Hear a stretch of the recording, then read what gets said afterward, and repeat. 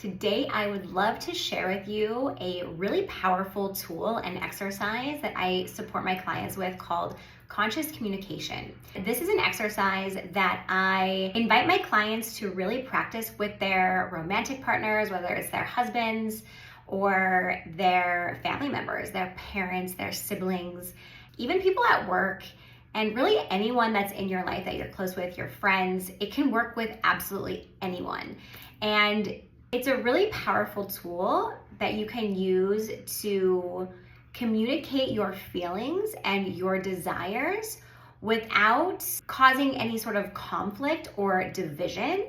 And it really supports you in taking responsibility for your own reality and for your own feelings instead of placing blame on the other person or the other party.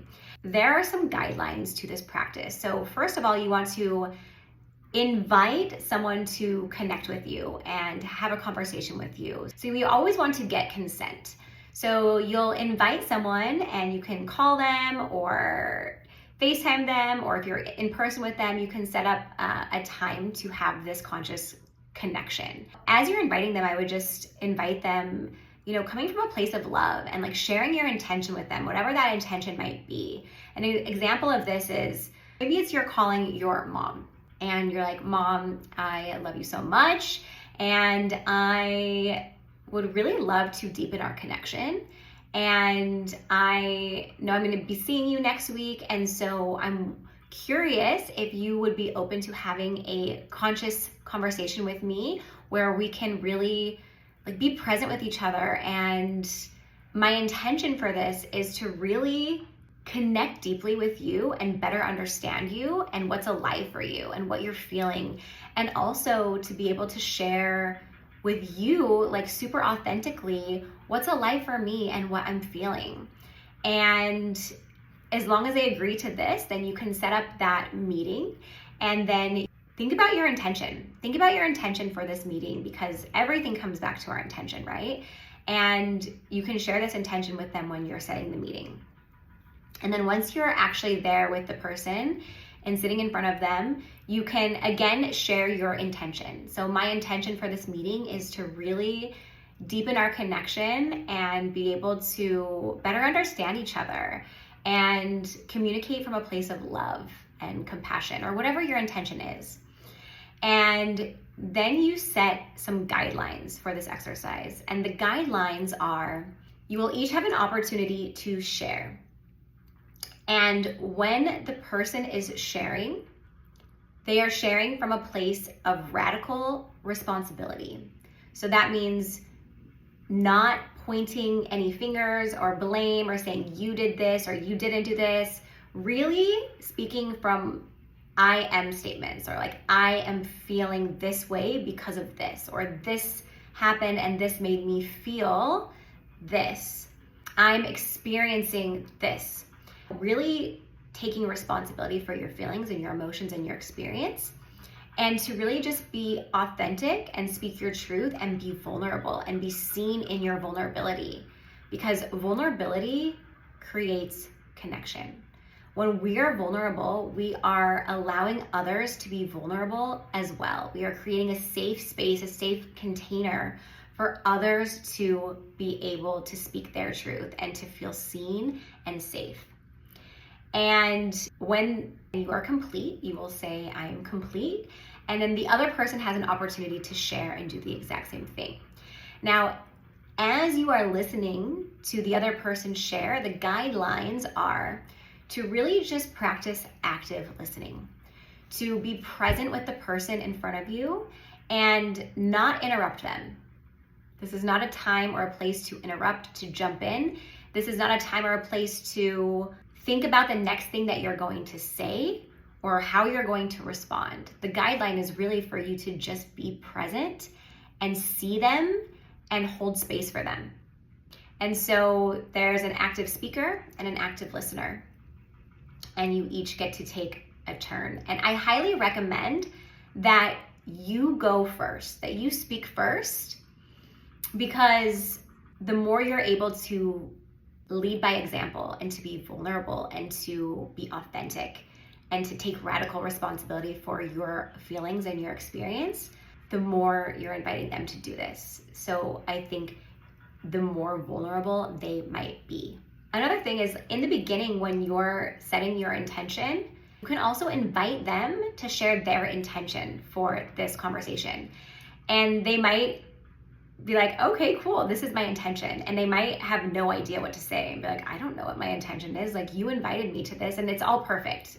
It's all perfect, right? This might be really edgy and uncomfortable for some people in your life. And so I invite you to just hold them with love and compassion and really release any sort of expectation that you have from this experience. If you can set the intention and the expectation to just go into this experience and be seen and be vulnerable and be authentic in your truth and in your feelings, that is a win. To just be able to freely express yourself and be seen by these people that you love.